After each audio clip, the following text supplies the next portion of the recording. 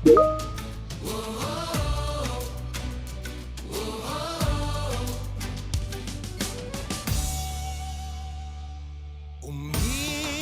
خانه را رنگین کمانی سازیم، عشق را درون خود یابه، نوید تازه را از سر جهانی سازیم، کینه را از قلب خود رانه. مهربان باشیم با هم، از دل بخندیم هر دم، شادمان باشیم با هم، زندگی کنیم در هم. It's time, let's do this, it's our time, let's do this, it is time. Welcome, everyone. Good evening. My name is Anjum Sultana, and I'm the Director of Youth Leadership and Policy Advocacy at Plan International Canada. My pronouns are she, her, and today I have the distinct pleasure of being your MC for the evening. We're so glad to have you join us at the youth-led side event for the Together for Learning Summit. In this session, we're looking forward to unpacking the Youth Manifesto and discussing how we can promote quality education and lifelong learning for refugee and displaced youth. This session will feature youth advocates who have been advancing action on education in many different ways in Canada and globally. This event is proudly hosted by Plan International Canada, Refugee Education Council, and the World University Services of Canada, and is supported by the Canadian International Education Policy Working Group. Before launching into the event, I would like to take a moment to do a land acknowledgement. We wish to begin by acknowledging the rich and enduring history of the land we are on. While we are meeting virtually, I'm currently situated in Toronto. Since time immemorial, this land has been the traditional territories of many nations, including the Mississaugas of the Credit First Nation, the Anishinaabe, the Chippewa, the Haudenosaunee, and the Huron-Wendat. Today, this meeting place is still home to many Indigenous people from across Turtle Island, and we are grateful to have the opportunity to work on this land. If you would like to learn more about the land that you're on, we invite you to check out nativeland.ca to learn more. We'll be placing a link in the chat. I want to take a moment to quickly share the agenda for today's event. We'll be doing opening remarks as well as sharing how you can participate in the dialogue. I'll be introducing you to each of our wonderful speakers. We'll have an opportunity to dialogue and have a panel discussion. And then for all of you tuning in, you'll also have a chance to join the discussion through the Q&A. And then we'll wrap up with some closing remarks. I want to also share for today, we're going to be actually recording the event. So it's currently being recorded and we'll be sure to circulate it afterwards. We have also enabled closed captioning and French interpretation. For closed captioning, on the lower hand bar, you'll be able to click on it and either it should read closed captioning or CC. If you click on it, you'll have access to closed captioning in English. For interpretation, we're doing English to French interpretation. So be sure to click on the button to enable the feature. En français, nous faisons l'interprétation de anglais de français. Alors, assurez-vous de cliquer sur le bouton pour activer les fonctionnalités. Please note, because we are in webinar mode, you don't have the ability to turn on your video or your microphone, but we ask that you connect with us through the Q&A function and ask questions throughout the discussion. And finally, we encourage you to actively participate on social media. We encourage you to tweet. Today's hashtag, as you've seen through the slides, is Together for Learning as part of the Together for Learning Summit.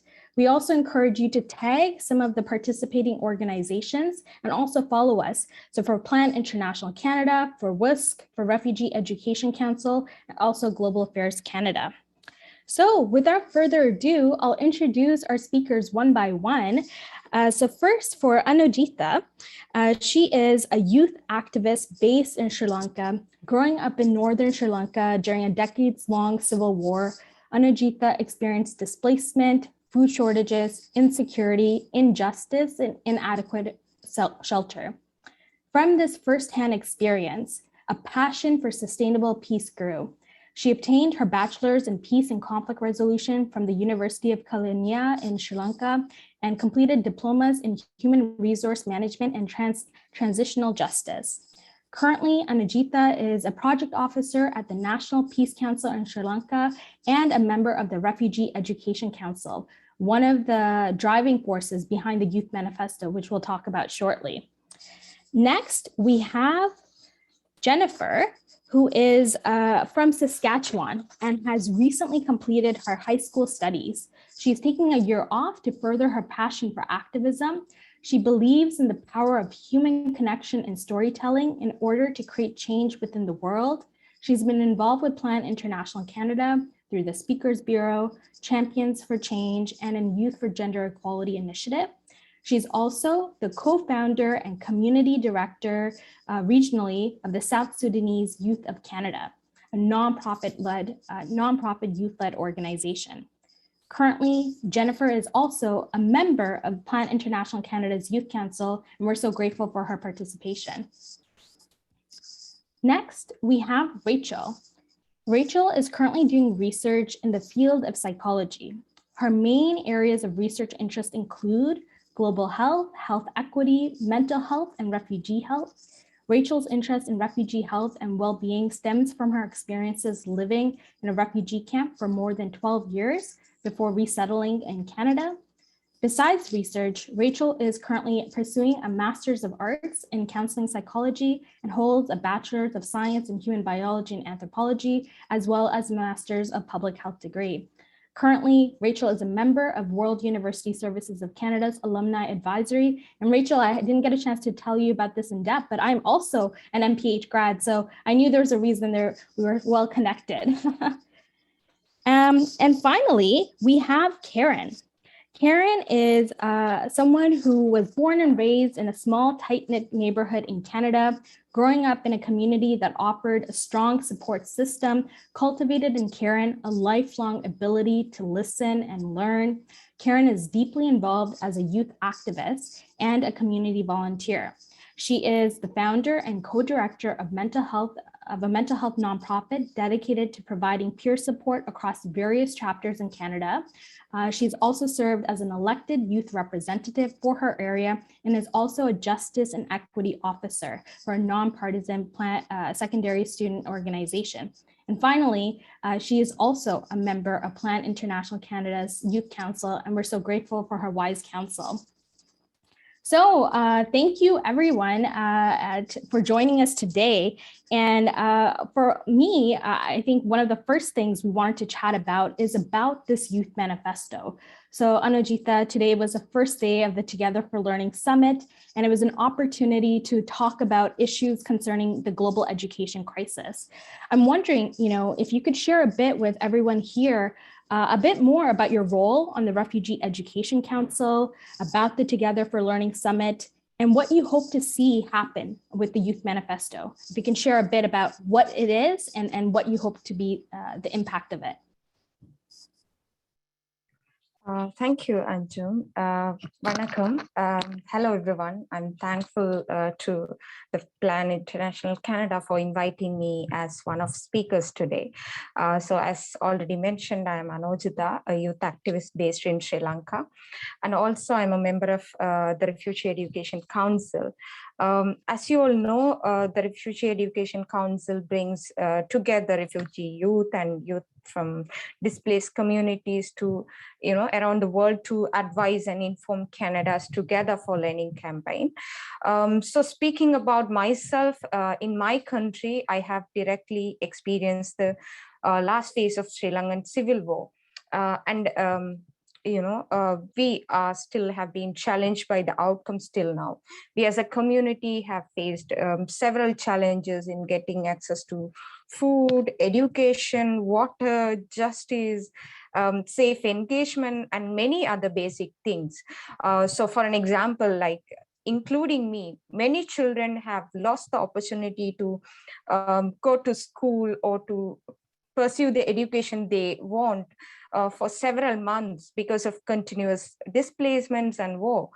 For me, like speaking about myself, I even with my family have to displaced to more than 8 to 9 places. So I think this caused major impacts in my studies, in my mental health, and in overall my life.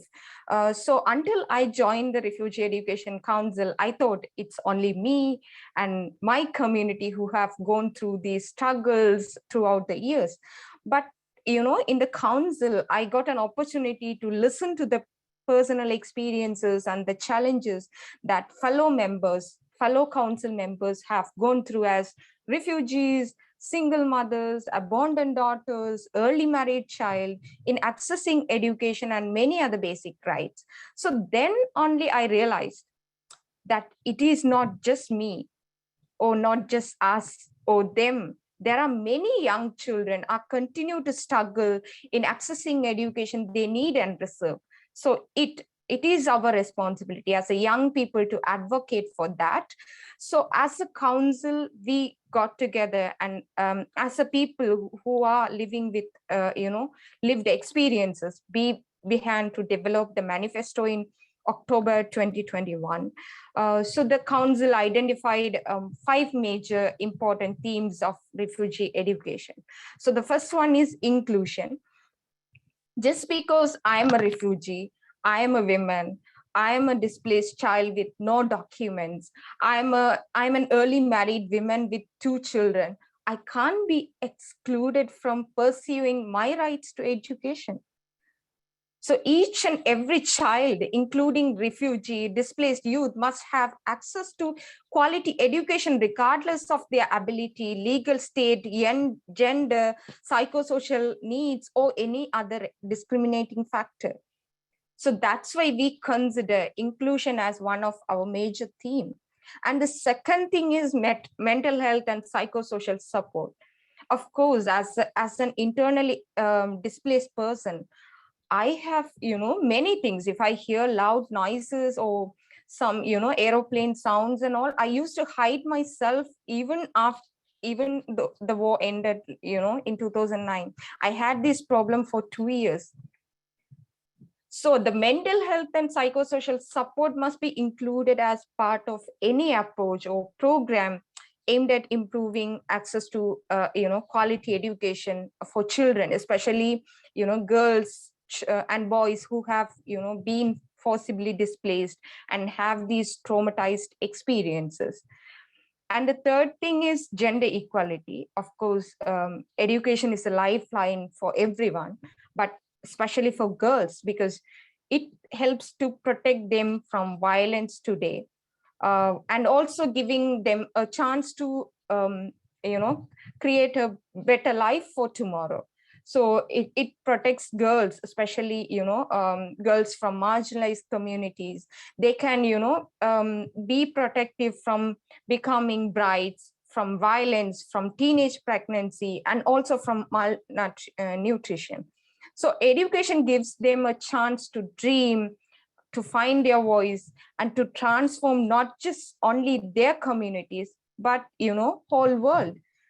For me, like, I experienced this in my life because I had, a mother who is educated and who also gave priority to education for us as well. That's why I'm here today as a, proud bachelor, proud peace builder, and also as a person who is, who really wants to help other fellow young women to come forward.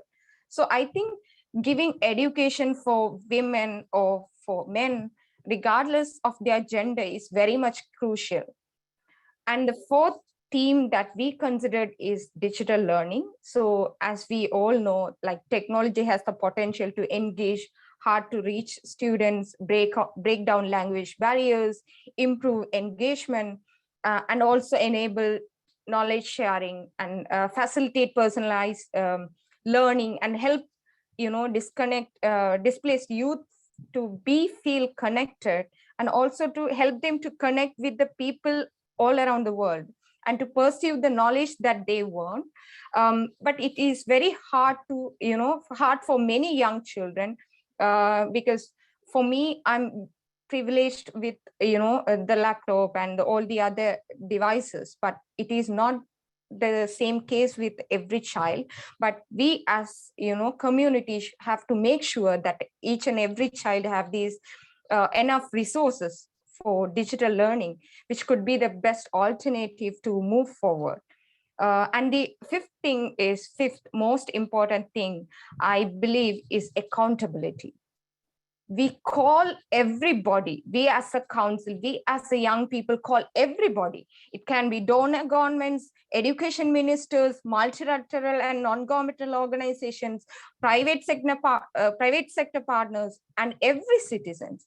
They have to do their part in prioritizing the education for everyone, including refugee children and displaced youth, because it is a collective responsibility. That is why we found all these 5 themes as major parts of this manifesto. And as a council, we were able to develop the first draft under these 5 themes. So we met often through Zoom, we shared our own lived experiences in education and how it was disturbed in our personal life.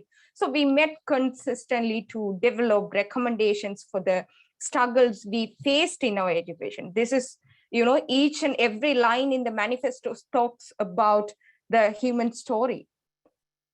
So, but later on, we received the support from World University Service of Canada, and they supported us to help youth dialogues with youth speakers from different regions, around the world to get their insights on education for refugees and displaced people. So these youth dialogues were focused on 4 main regions, the Middle East, Northern Africa, Latin America, and also South Asia and South Africa. I got an opportunity to participate in the South Asia and South African region. And, in there, what I have seen is whether it is a refugee education council member or dialogue participants, we are different. We belong to different communities, we speak different languages, we have different experiences, we even have different perspectives, and we are living in different countries. But we had one thing in common, that we all are struggled to pursue the education that we wanted to have. So that is what connected us so much to work together. And we worked together and made this youth manifesto. And this is not going to, be released today. So, but here I just want to remember you all that, this youth manifesto is not just, not going to belong to only for Refugee Education Council or for the youth who participated in the dialogues or for the Global Affairs Canada, but it is for all of us. And the leaders, especially, including education ministers, civil society, and other major stakeholders of education sector should commit themselves to make calls to action become more possible and realistic in soon, because the global pandemic has doubled the challenges that every child faces in accessing education. So it is a call for immediate action. And we call the leaders to create more safe spaces for young people like us who are here with lived experience to participate not only in, in conversation, but also to engage in decision making, advocacy, and policy design.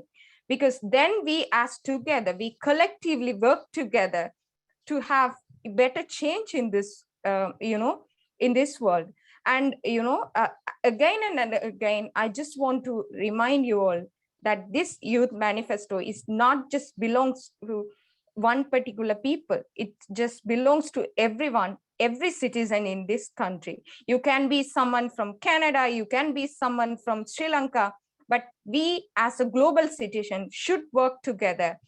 We have to utilize this manifesto as a guide to action to move forward. Thank you so much. Absolutely. And it's such a powerful statement to end on. And I just wanted to share my appreciation for sharing about each of the different components of the Youth Manifesto, the 5 pillars, but also the way you're living it, right? When you talk about inclusion, you were doing that in terms of how you even brought together all the different young people across the world through the regional dialogues to actually feed into this. And I think that just shows exactly how we need to approach the global education crisis.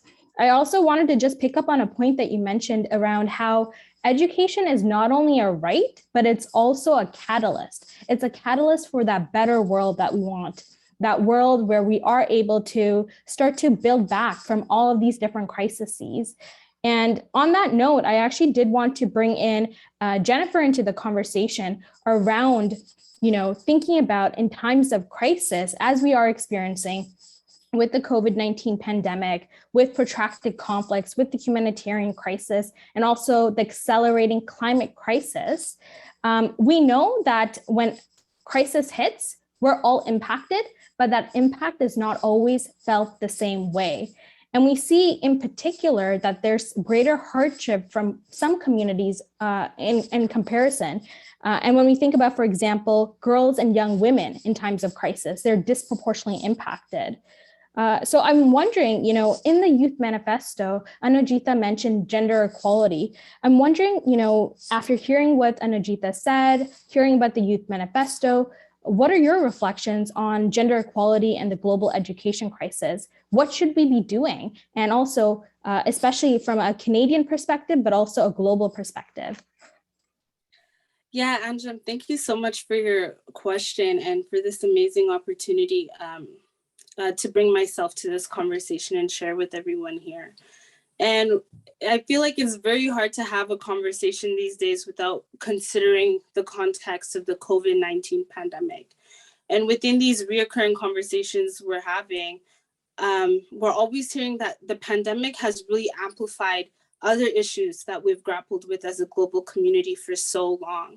And one of those issues is girls' education and girls' access to education and the protection of their rights within education. And so the pandemic has definitely amplified this issue. And Anjum, actually, as I was preparing for this conversation here today, I remember our conversation on Friday, and you had mentioned something very impactful that really shapes how I'm approaching the conversation today, which is that this is not the first pandemic we have faced. This is not the first global crisis we have faced. And what we've seen from this pandemic and past crises is that girls' education is especially most fragile in state of emergencies. And I was reading a report by the Malala Foundation, and Malala had said something very profound, that because of COVID-19, girls and young women are the first to be removed from schools and the last to return. And that is very, very true. And when we're considering building back our education system, we must consider those who are most left out from the system, which is often girls and women. And with the pandemic, we've been asked to, social distance and stay within our homes. And a lot of those household and domestic responsibility falls on young women and girls that disrupts their education. And so through the pandemic and other crises, we see a rise in child marriage and teenage pregnancies and gender-based violence. And the manifesto really touches on this when it comes to making these solutions under gender equality. It's very important that our educational institutions remove these barriers, that they provide childcare, provide contraceptives, that they outlaw child marriage, that governments make these efforts to make changes not only in the institution, but in the larger society as to how young women and girls access education. And the pandemic has definitely changed the way everyone accesses education, especially with remote and digital learning. And the manifesto also speaks on, as mentioned prior, the importance of technology during this time and how we're shifting to a more digital space, making sure that girls and women have access to these tools and access to these platforms is very important in providing that catalyst to ensure well-being, to ensure positive change. And with my experience, particularly talking about the Canadian education system, intersectionality is definitely at the core of everything we do when we're talking about diversity, equity, and inclusion. And even more so, it's so important that we have community-based consultations that we're able to collect the experiences of young people and allow them to inform policy and allow them to perform, to inform curriculum. And I think that's a very key part of the Canadian education system, is that our classrooms do not look the same anymore. Experiences are changing, new experiences are being invited into the classroom and new identities. And we need to have a curriculum that is just as transformative and reflective of these experiences. And even more so, having these conversations with not only just our community and youth, but with teachers, with principals, with school boards, with ministries of education. Like mentioned prior, accountability is very important on every single level. And that's very important considering girls' access to education is roles inside and outside the school. And so now when we're talking about the pandemic, like you had mentioned before, and what it means to rebuild and reset our education system, it's so important to have that intersectional lens, to understand that even before the pandemic, we did not experience the education system the same. So how do we begin to remove barriers and really include the experiences of women and girls, not only in accessing education, but in that space, in our curriculum, in offering menstrual hygiene products and other barriers that affect women and girls' access to education, because we know that their education is most fragile now in our state of global crisis and emergency. Thanks so much for sharing, Jennifer. And I think really just calling attention that there are things that we can do to address this moment that we're in, where gender equality in education is at risk. And some of the stats and some of the issues that you mentioned, those are things that we know about that we should actively counteract.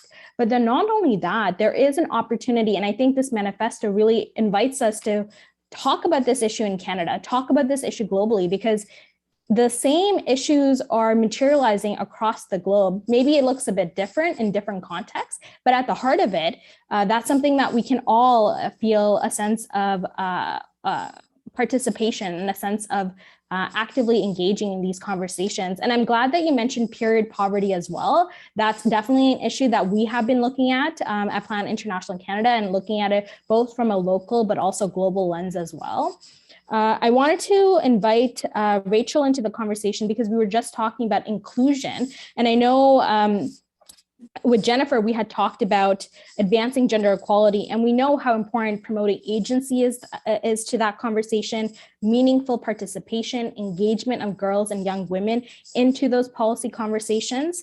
And we also know that for inclusion to happen, it's something that requires participation from folks who are most impacted by issues, but also not only participation, but addressing the systemic barriers that they are experiencing. So I think this is something that, I'd love to get your thoughts on, with respect to inclusion. How can we start to advance this in the global education space? And I would say, looking at both from a Canadian lens and a global lens. Thank you very much, Anjam, for your question. And I'm really so glad to be participating on this platform, the Together for Learning Summit. This is such a huge step in the history of education, especially for young refugees. And this issue is very close to my heart as someone who lived as a refugee for more than 12 years and had a chance at high education, quality education. I have lived the experience, the actual outcomes and benefits that come after we provide these opportunities to young refugees. So before I actually answer your question on inclusion, I'd like to start by sharing a short story of a late friend of mine whom I'm going to call John for the purposes of his privacy. So John and I grew up together in a refugee camp in Malawi. His parents moved to Malawi in the mid-1990s, and he was born and raised in the refugee camp. John never had a chance at higher education. Up to the time of his death, he lived his entire life without ever having left the refugee camp. John left behind a child who is also now a refugee because he was born from a parent who was also born from refugees. So now here we are looking at 3 generations of refugees. This brings me to the reason why we really have to focus on the inclusion of young refugees in higher education spaces. Nowadays, the refugee crisis is not a one-day situation. We are seeing protracted displacement a lot. The UNHCR research has shown that on average, refugees actually end up staying in these temporary settlements, refugee camps, for more than 17 years. My own family is an example, has lived in a refugee camp for more than 20 years now. So really, after helping in the emergency situations with the injuries that are inquired during the wars, after helping with food and shelter, what do we do? Because by the time you're living for more than 17 years in one place, something really has to happen. This is where now we are here to actually advocate for having to include the young refugees in higher education spaces.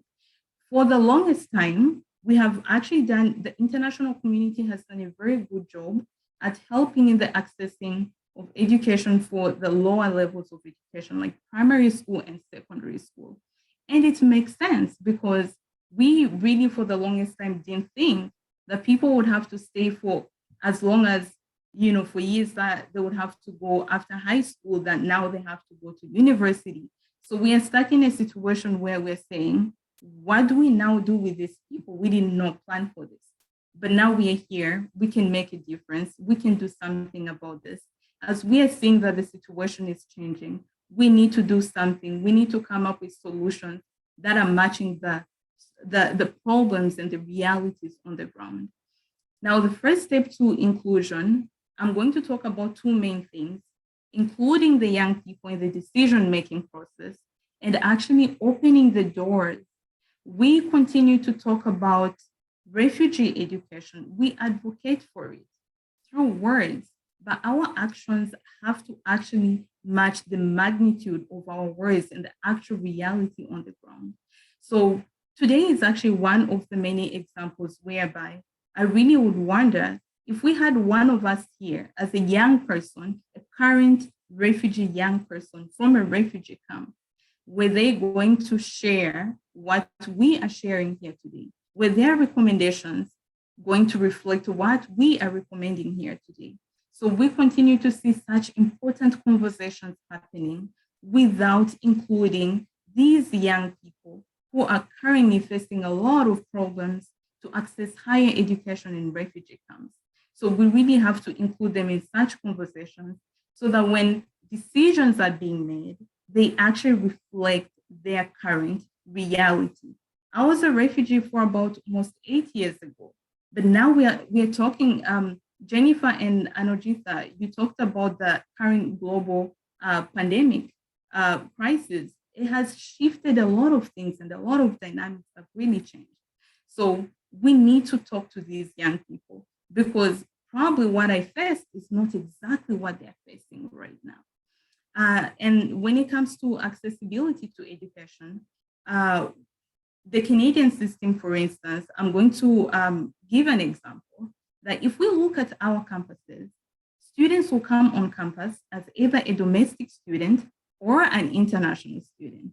Now, let me tell you this, a refugee young person does not qualify through any of these streams. They cannot attend school as a domestic student and they cannot attend as an international student because for you to come here as an international student, you need your government issued ID as a national. Refugees are not nationals of anywhere, not in their country where they're from or in the country that is hosting them. You need like a passport. Refugees don't have this because they're not citizens of any country when they are refugees in that time. So we need to look for a way to actually open other paths so that we can also actually include the young refugees. And I mean, young refugees out here are very talented. We have a lot of young people who are passionate, who are ambitious. My own sister ended up performing as second highest in Malawi in the entire country after high school. But she never had a chance at accessing the same program that I had a chance to come here to Canada through the WUSC Student Refugee Program, because of immigration policies that continue to change, at some point really act as a barrier to accessing the higher education institutions that we are calling upon all the refugees to come and join us in. And finally, I really just wanted to say a huge thank you to all the young people who are here with us today. And for all of you young people who look at these situations and think, we're just young people, we don't have enough economic resources. Oftentimes we hear the phrase, we are broke. We don't have enough time, we're really busy working, doing school. But the thing is, you can actually do so much. My own tuition, when I came to Canada through the Student Refugee Program, was actually paid by young people on campus. People who contributed about approximately $2 in 1 year for 2 years. That's like equivalent to skipping a cup of coffee twice consecutively in 2 years, and someone gets a whole education. Their life is completely changed. So when you go back to your institutions, WUSC has chapters at more than 100 university and college campuses here in Canada. Go back to your campuses, go back to your institutions, and take part in WUSC, take part in advocating for refugee rights, take part in advocating for the education for refugees. Because I tell you this, we are losing so much talent if we keep on pushing the young refugees and pushing them away from these higher learning institutions where they can actually benefit so much and contribute to the world economy and even to all these other conflicts that are happening, the climate change itself. I'm going to finish by giving an example of a colleague of mine who was also a former refugee who came to Canada, and within about 3 to 4 years of being in Canada, before he even completed his bachelor's degree, he had already started a huge non-profit social enterprise called the Rainmaker Enterprise. This has helped a lot of people in the conflict zones.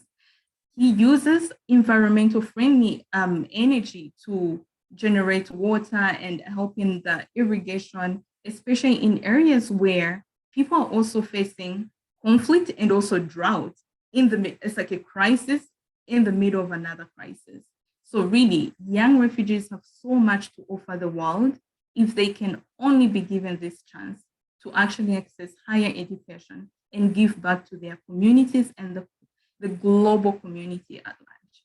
I'm going to stop here, and thank you so much, Anjum, for the question. That was phenomenal, Rachel. Just so many gems, like everything from match the magnitude, ensuring that our actions actually address the critical issues of our time. And I really appreciated what you said around having a whole of government approach. We can't have a siloed approach to addressing the global education crisis. You talked about some of the challenges with respect to immigration policies. I think even the way you illuminated the different challenges for refugee young people, youth, in accessing education and just like the real considerations and the practicality. So just wanted to say thank you for sharing that. And then also just really highlighting that education transforms the lives of individuals, but also all of us. For every single person that's able to reach their full potential, we all benefit. So thank you for really highlighting that and for sharing about your friend's initiative. And I think that's something we'll definitely see if we can circulate that around as well. And on that note, I also want to talk about, we talked about some of the different unintended consequences of different crises. We talked about climate change, for example. I think also when it comes to crisis, sometimes we talk a lot about perhaps the physical impacts, and we have to also start to look at the mental health impacts of it as well. So I'd like to invite Karen to share a bit on this part of the Youth Manifesto, which is one of the pillars, which is about ensuring mental well-being and psychosocial support. So, going back to this idea of the triple threat of the COVID-19 pandemic, conflict, climate change, we know that there are are physical impacts, but also mental health impacts of these crises. And I'm wondering, from your unique perspective, Karen, all the different initiatives you've been part of and led around mental health in particular, what do you think needs to be important when we talk about mental health and education, both from a Canadian perspective, but also a global perspective? What would mentally inclusive schooling look like and feel like? Yes, for sure, Anjum. So thank you for your questions. So I think it's important to first acknowledge that, incorporating mental health into any education system is simply a necessity for all youth. But, especially for refugees and displaced learners who have, experienced a unique, different set of challenges and obstacles in their journey, implementing and simply having a mental health and psychosocial support system directly recognizes, their resilience and that they are human and are bound to, have difficult times. But, as we already know, these are the learners that are highly vulnerable to trauma and mental health issues. So yeah, the demand and need for it is definitely there. So really based on my own personal experiences in education and having conducted a mental health survey on students in high school, I realized that there really is nothing more important than having, mutual lived experiences or being able to relate to someone on a personal level. And, as with being youth and having those differences, having an adult counselor or staff is wonderful, but I think that the support system should really aim to incorporate some type of youth lens. Sometimes it's hard and, unrealistic for adults with a different walk of life, to support and relate to these individuals because due to intersectionality, everyone has different unique set of challenges and identity that cannot be understood by all. And perhaps this may come in the form of a peer support system. I think the initiative should ultimately train youth who have similar past or current experiences with being a refugee or displaced learner themselves, and they can play the pivotal role of, a peer supporter.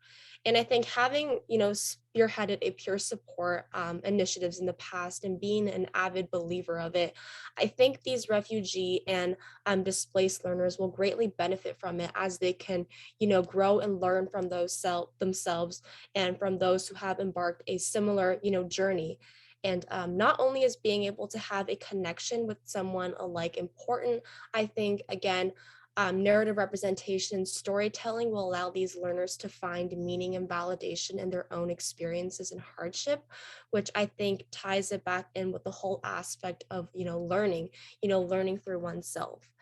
So I think coming into a new environment for, education is only I can imagine so overwhelming. But personally, knowing someone who has gone through similar experiences, I think it's a well-established fact that people find hope and promise through others who are really a testament that they can succeed and flourish themselves during these hard times. And, they may look up to them as a source of, as a role model and allowing them to feel more optimistic in themselves in their journey. So I guess to conclude, I think a mentally inclusive schooling system is one that recognizes the unique challenges that separates us all and the obstacles we face, in particular with our mental health as well. And I think we can recognize, respect, and uphold this by designing a mental health system that can provide and pair these refugee and displaced learners with those who have similar experiences. Thank you, Karen. And I think it really speaks to just centering the experiences of the folks who are most impacted by this issue and building the systems and solutions around their needs, and really understanding that mental health and psychosocial support is no longer a nice to have, it is an essential component. And I think, thank you so much for highlighting that. And also, I think that idea around peer education or peer support and really ensuring that people feel represented in the different supports and services that they get. And on that note, I wanted to actually bring the whole panel back and get a chance to have a bit of a discussion back and forth. Anojita, I just wanted to first come to you and just hearing different perspectives on the different pillars of the manifesto. What are your initial thoughts? And it'd be great to know, what do you hope to see as an outcome of the Youth Manifesto? What would you like to see young people in Canada do, for example, after hearing about this? This is so amazing and more powerful as well, because while listening to the journey of fellow panelists and their commitments and their wonderful recommendations uh, from their own experiences, you know, I, I, I could able to go back to the moment when I was listening to the life experience of my fellow members at the council. I think this is what we are also advocating for, because like you can get the what like kind of a sustainable solutions from the community who have gone through these problems, because they know the grassroots level problems and they know the, you know, the struggles and the reality, so they can advocate for it. So when they become the advocates for their problem, for their own problem and for their own community, it becomes more powerful. And I think to make this advocacy and the journey more impactful, I think we need more collective effort and strong commitment, especially from the leaders, because one single decision from the leaders can have a greater impact on a child life. That is what we all have gone through as young people. So in terms of the manifesto, we call on education ministers in host countries to create an outcome document in response to the recommendations we provided. So this document should include their future commitment and steps of action to ensure quality learning for all. And apart from that, like especially Canadian young people, I would request you to, you know, help the young people, encourage your local governments to prioritize and invest in closing the widening gaps in global education.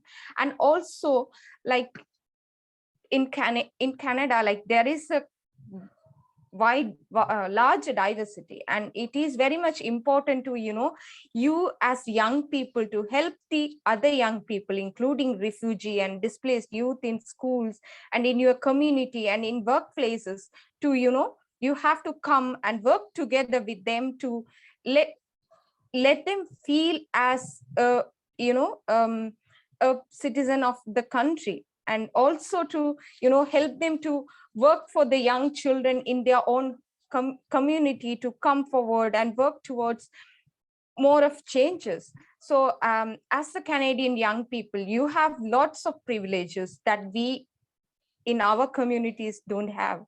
So it is your responsibility to be on the front line to fight for this advocacy and to make sure that each and every young people have access to education, because since we are privileged with certain opportunities, we are here to fight for other young people, because that is our responsibility. And this is what we are also requesting from you, to come and join this campaign and to work forward. And they can do a lots of things. If you are privileged with digital platforms, you can do the campaigns through digital media. That is very much easy. You for this advocacy campaign and for this fight, you don't have to come out from your house. You can stay in house and use your mobile phone, and you know, you can encourage your local government to invest more in prioritizing education. And also you can feel yourself as a global citizen and work together with the global community. And I just want to empathize strongly that we must think as global citizens, work as global leaders, and we have to take decisions as global leaders. And we need you to come together with commitments and use the manifesto as a guide for action. So this manifesto has specific recommendations for civil societies, governments, ministers, and, you know, other important stakeholders in education. But it is not just only for them. It is for every citizen. We all need to do our part in amplifying refugees and displaced people's voices and advocating for their proper education, no matter what it is. And I think this is the that, request from you all. Thank you. That's great. And I guess on that note, right, this is something that affects all of us. And I think in many ways, the pandemic and all the different crises that we have just seen over the last number of years, what impacts any one of us impacts all of us. And also, We need a whole of government approach, a whole of society approach. So I guess on that note, Rachel, I wanted to come to you and just get a sense, what do you think we can do to really amplify and push this forward, as Anojita has shared with us, the Youth Manifesto, and really leverage it as a guide? Well, I would say we can do a lot, but that does not mean that one person has to carry the entire house on their head.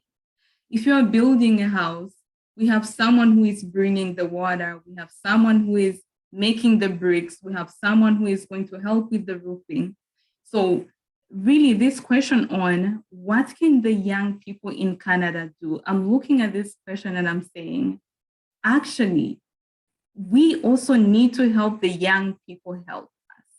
So the thing is, young people, and we all know young people are so busy. You know, you go to school and then you're working and then you go home, but we also know where we can actually usually find them. The social media platforms, the schools, the campuses, whether it's high school, whether it's the universities. But I think we also need to really do a good job at increasing the awareness of these issues. I'm very sure that there are so many young people who would actually love so much to help, only if they actually knew about these issues. Today is one of the examples. I have so many friends whom I invited to this talk, and some of them really sounded very amazed. And I say, wow, we can actually do so much if only people actually know. So I think we need to have efforts from different levels, international community, national level, and in our local communities. And how do we actually do this? So I really call upon for all countries that host refugees, the ministers of education, do something. If you pass a message to the schools, it can be an email just to sensitize people on what is going on around here.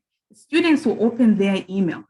They open emails all the time. The notification come for your grade, anything. So we know for sure that this is one way through which we can actually increase the awareness of what is going on by meeting the young people where they are. They're not hidden in places we don't know. We know where to find them. So let's go there and help them know what is going on.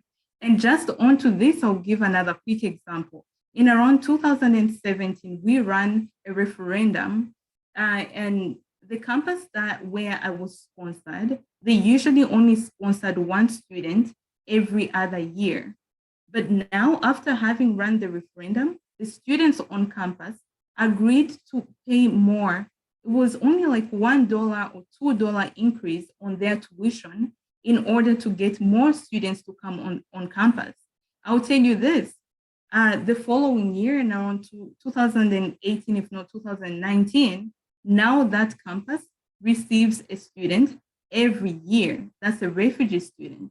Look, this is what happens when we actually tell young people that here's something that you can do. I think young people are really passionate about so many things. Usually when I have conversations with many of them, even the high school students especially, I think this is where the young people start to build passion and ambition for different things. You talk to them, you let them know what is happening. They will only respond to what they see. If they don't know, chances are high they are not going to do anything about it. And I think, yes, part of it, they have to do a job on their own to actually try and be aware of these things. But the system, the education system can play a very huge role in actually bringing these issues to their attention by meeting them where they are. So really, that's all I had to say on this. Thank you for that very clear and concise ability to highlight what we need to actually do, which is first meeting people where they're at, actually connecting with people in the way that makes the best sense for them. I think even this idea around more public dialogues, right? The fact that people don't even know that this is an issue. I think when people think of crisis, education may or may not be the first thing that comes to mind. But as all of you have shared in different ways, there is just an incredible impact that it has on the lives of individuals, but also on us as a global society. I also want to take this moment and just, get a sense from Karen or Jennifer, what is one thing you would like people to take away from today's conversation? One thing you'd like them to do when it comes to advancing education for refugee and displaced youth?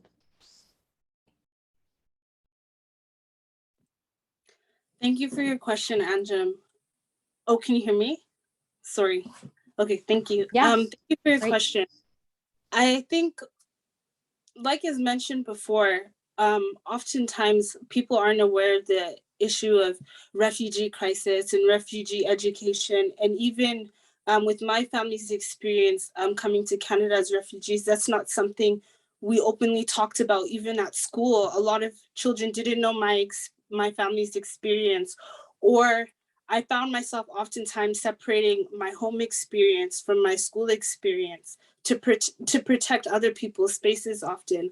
So I think when it comes to what we can do, I think it's really creating space and being a neighbor to one another during this education experience. And something that you had mentioned yesterday that was very impactful is, and that we say a lot in these activist spaces, is a threat to justice anywhere is a threat to justice somewhere is a threat to justice anywhere, or something of that accord. And I think it's very important that we think like global citizens to understand that every human life is valuable and every human right to education is valuable, and we must protect that.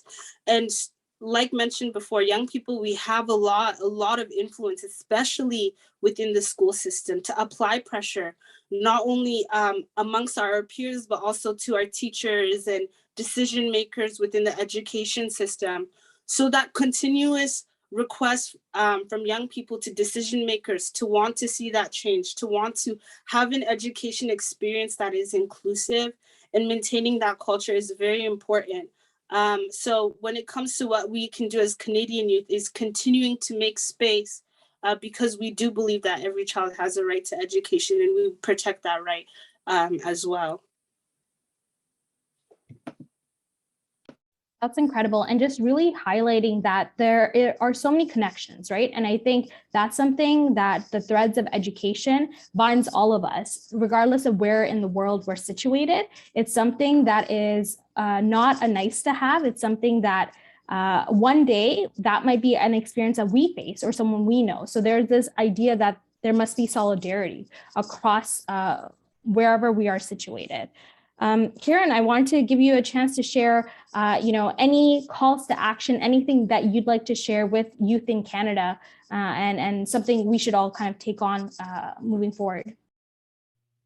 Yeah, for sure. I think my answer is actually pretty straightforward and simple, but I can only speak as a youth activist myself. I think youth members in our society should understand the power of, accountability, understanding and analyzing our, privilege and power to really redistribute it back to society. And really, it's as simple as whenever you see a refugee or displaced learner, play an active role to listen and then to amplify their exact stories. And I'm really just a huge believer of really channeling, the power of narrative representation and storytelling, because I think not only does it allow, the learner to really heal, but they feel that they are one milestone closer to being recognized, to being, respected, and to being able to integrate into the education and society. So I think that's my overarching goal of this event. But even it's as simple as, on a day-to-day basis, where whenever you see a refugee or displaced learner, you can make a change in their life. Thank you so much, Karen. And I know Rachel has something that she wanted to share on perhaps ways that we can take action. So Rachel, I'll pass the mic to you. Yeah, I really just to pass the closing remark, and something that I think people should take away from this conversation is that when we currently, with the record of the wars and conflicts across the globe, unfortunately, we all know that no one is safe. No one is immune from being a refugee. Wherever you are, could be in a developed or a developing country. It's very unfortunate. And from what we see actually, for the young people, the research actually shows that approximately only 3% will have a chance at higher education. Approximately only 3% have the chance to go to universities if they are refugees. Now, what this means is currently the situation on the ground does not look good. It means if you're unlikely to become a refugee, maybe your child or you as a young person, your chances of not going to higher quality education are close to 100%. 97% is a large number. But then we are here because we can do something about this. This is for all of us. It's not for just the current refugees. It's for anyone who might end up becoming a refugee somewhere down the line. We are building something that's to protect the current refugees and even just looking in the future, something that would be sustainable to help in the coming generations.